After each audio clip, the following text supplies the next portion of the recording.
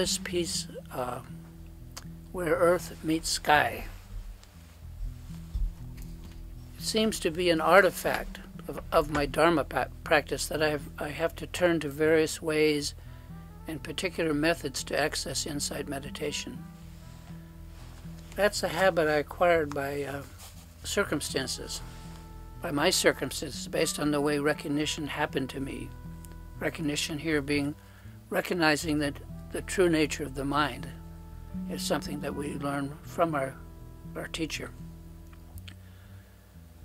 Of course, there will always be, there has to be the means, that fringe of fire where realization, where our realization meets samsara, where we're at.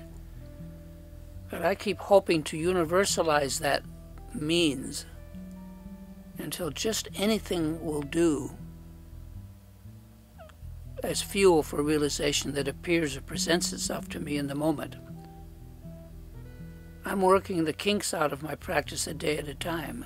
It's a slow process. Where earth meets sky today, where realization meets samsara today, is not where they will meet tomorrow or the next day.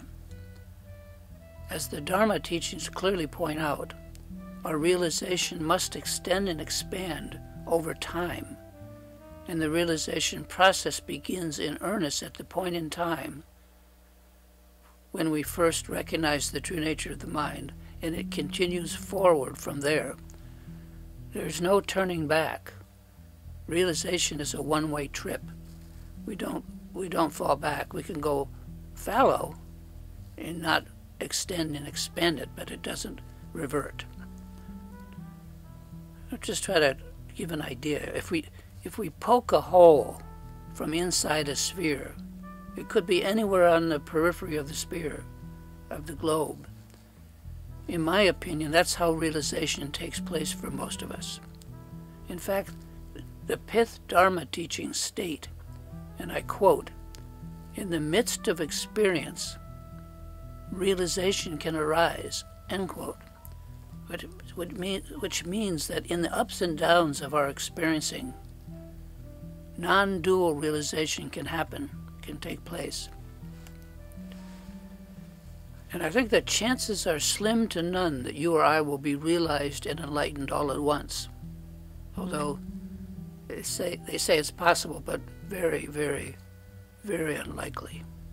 Instead, like that hole in the sphere, we will poke our head through and realize this or that, or realize in this or that way, and then proceed on from there to expand, to extend, and to widen our realization. That's just the way it works. That's the nature of the realization practices. Seeking to universalize, which I'm trying to do, our access to the mind's nature all at once is wishful thinking. I'm not trying to do it all at once. I'm trying to grow more encompassing.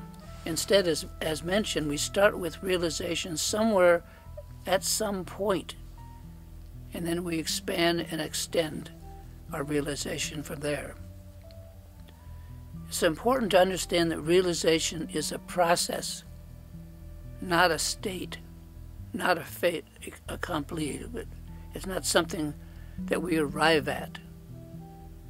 Realization is a journey that begins with recognition of the mind's true nature.